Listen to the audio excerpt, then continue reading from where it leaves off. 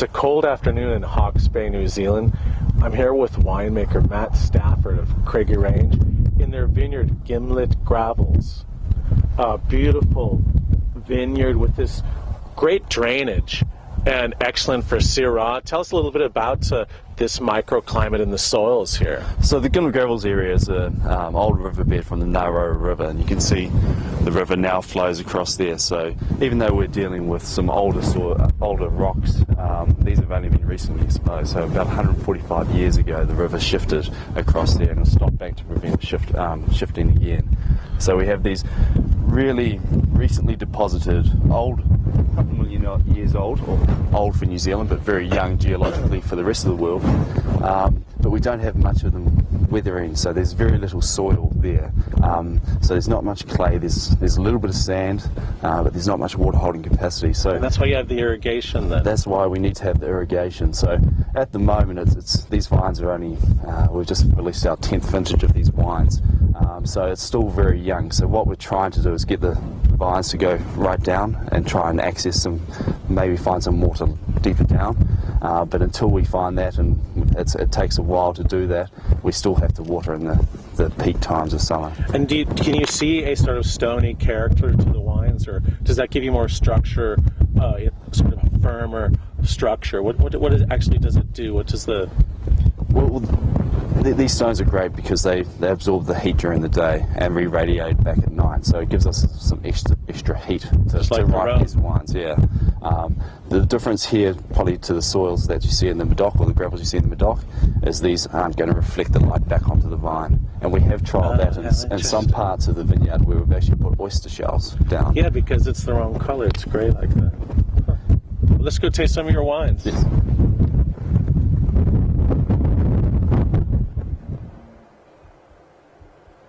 I'm in the tasting room of Craggy Range Winery in Hawke's Bay, New Zealand.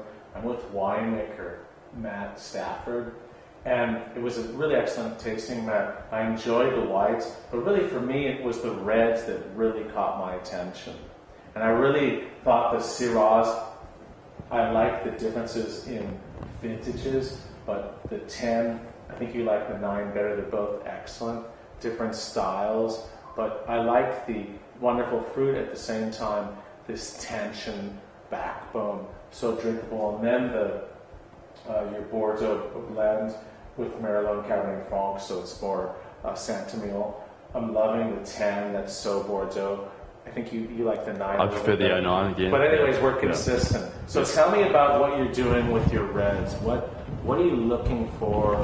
What do you aspire to with them? Well, the fantastic thing is with these is they're from the same vineyard site, and we've got a great microclimate there, and some lovely soil as well. So, in terms of the winemaking approach and grape growing, what we're really doing is just getting them across the line. So, in most years in Hawke's Bay, we're not going to get overripe grapes, so we're just making sure that they get close to optimum ripeness. And with the 3 vintages we tasted, the 09, I think for me is the year that we really got to optimum ripeness. 2010 we're probably a little bit cooler, but that's the exciting thing, is that we can still make wines which are going to appeal to a lot of people at a slightly less ripe spectrum. And I think Syrah does that for us, and Merlot as well. I think if we were focused purely on Cabernet Sauvignon, we would make some pretty nasty wines in some of those cooler years. But it's interesting that people always talk about now, or recent, Pinot Noir, and that's the future, but here you are with Syrah and a Bordeaux blend, and it's like on the money. And making wines sort of in different years more New World, like Old Style California or Tuscany, and another year making something more like Saint-Emilion, and that's pretty interesting. Probably a lot of people don't realize that. Yes. Yeah, I think that's the great thing, is that most of the time we're comparing, most of our talk has been around, that looks like Bordeaux, that looks like Tuscany. We're not comparing ourselves to other New World regions, and I think that's where we're not as ripe as and not as warm as those regions. So we're a little bit warmer than Bordeaux, and so some years we're getting more like a Tuscan red. But in most years, the majority of the years, we're probably closely aligned to Bordeaux in ripeness. So there's a big upside to reds in New Zealand and reds from here. Definitely. Good. Cheers. Thanks again. Cheers.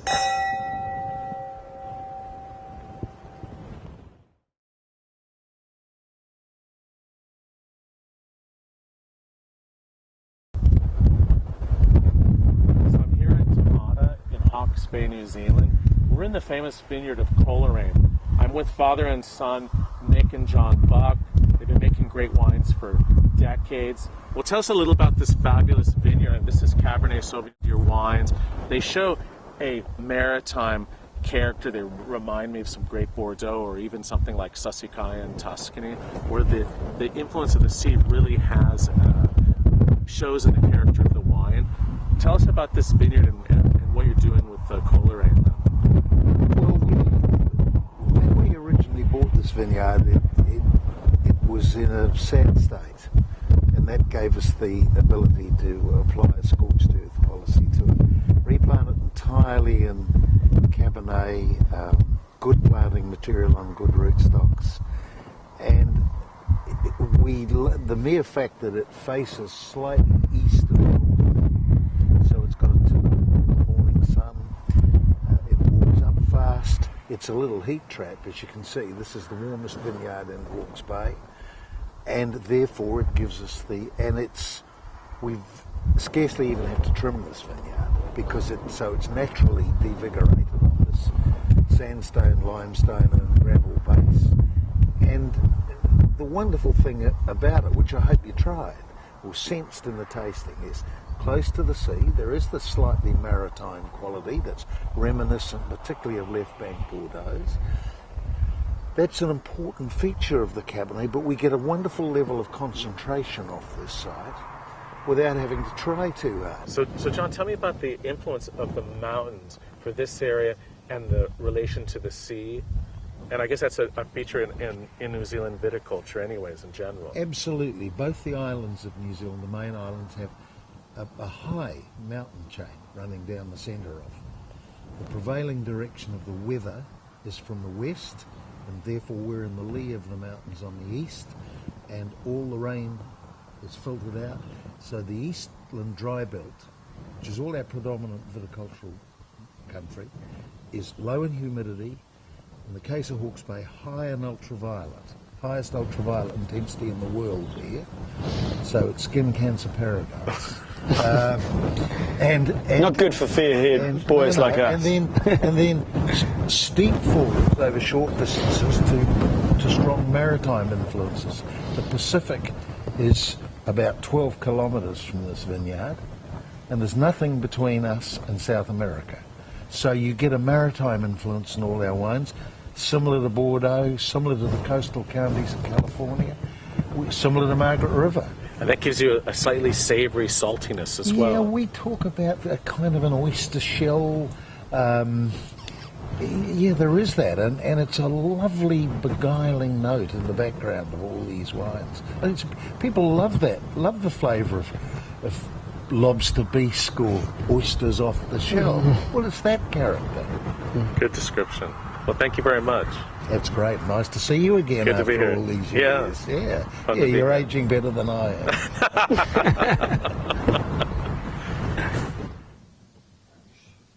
I'm here in Hawke's Bay, New Zealand. Just did an amazing tasting at Tamata. I've known this place for a long time. God, it must be 20, 25 years. I'm tasting with owner and winemaker Nick Buck. And Nick, great tasting. I really thought the Chardonnays were so on the money. Really had this Burgundian character, but also this pureness to them. There's a density, but they're compact and not showy. They're really wines that you have to think a lot about. And then your reds, I just keep on thinking of great styled old California wines, or things like Sauvignons or an Alaya. There's a real reserve to them, but density and richness. And the 2009 and 2010 Coleraine are sensational. A blend of Cabernet Sauvignon, Cabernet Franc, and Merlot. Amazing wines. I mean, what is it? How are you getting this richness, but yet reserve and balanced character? I think most of that's coming down to the the overriding factor being the climate here. Hawke's Bay has a maritime climate, much like Sonoma or Bordeaux. We've got these quite a temperate range of temperatures, and then we've got alluvial floodplain leading out to the sea with valleys running off it.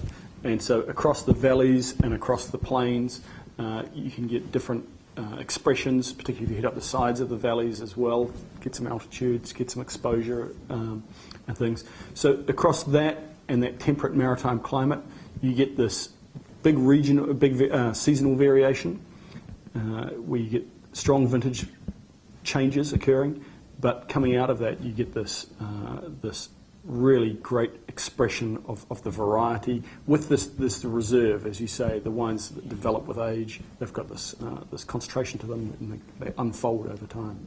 How far away is the sea from here then? You can virtually see it actually from here. It's about 2 kilometres away from where we are. I didn't realise it was so close. It's really intense. Yeah, no, so it's very close. So we always talk about the afternoon sea breeze just moderating the temperatures a little bit here in the vineyards. But still, you say it's the warmest area in New Zealand. Yeah, I think New Zealand internationally is typically regarded as a cool climate wine growing area. Hawke's Bay is the one exception to that. So we're on the east coast of the North Island of New Zealand, and we're in the rain shadow of some mountains that protect us, and we get a lot more heat here, and it's the warmest, driest, sunniest environment in New Zealand. So it's nice to live, but it's also nice for the vine. And it's about half as hot again as the rest of New Zealand. So you see a lot of increase in the range of grape varieties you can grow, and from that, the expression that individual producers can then put on those as well.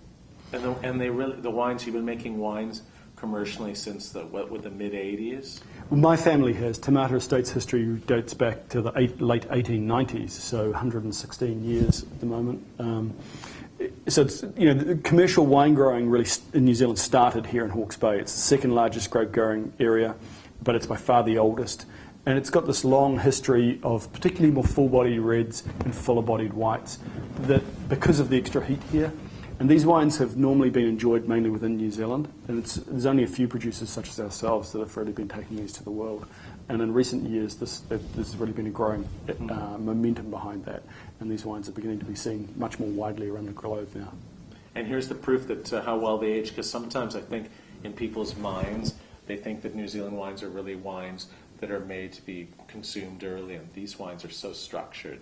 Yeah, well, I really liked your comment about Italy for some of these. I mean, we talk a lot in-house about Bordeaux and things because we're working with Bordeaux grape varieties, but you're not the first person to pick up on that Italian sort of note to them. I remember, this is going back a good number of years now, but when Michael Broadbent was here and we were for his 70th birthday and we were going over some of these wines with him, and he was talking about a sort of an Italian note to some of these. Because Sassicaia also is maritime. It's about 2 miles to the sea. Right there you can see the sea from the vineyards. Yeah. Well, it's a profound effect on weather right around the planet, and you can't deny what it does to you, to the microclimate that you have around you. So it is a big feature. And I really liked your comments too about Chardonnay, about the density and weight in those wines. But you didn't mention it just then, but you did when we were talking about them earlier on when we were tasting them. It was really coming out for you, the acidity in these. Yeah, that nice crispy textured acidity. Yeah, and to me that's a huge feature of Elston. I mentioned at the time when we were trying them that's got, it's made solely from this clone that we call Mendoza clone here, although it's got nothing to do with Argentina. So you said it was the McRae clone. Yeah, McRae in California is what I understand it's known as there. And that's where it originated from here. It came out of California. And that clone is very high in malic acid. And you run 100% Malos on them and still have this really fresh acid note, and it just buries the Malo character in there. You get a sense of, it just adds to another sense of weight and creaminess to it, and a textural note, but they're not overtly buttery or anything like that, Yeah. Well, great tasting. Good. I'm pleased you enjoyed them. I mean, it's great to share these with you. As you said at the beginning, we've had a long relationship, James, and it's nice to see you back at Tomato at long last. Thanks. Good stuff.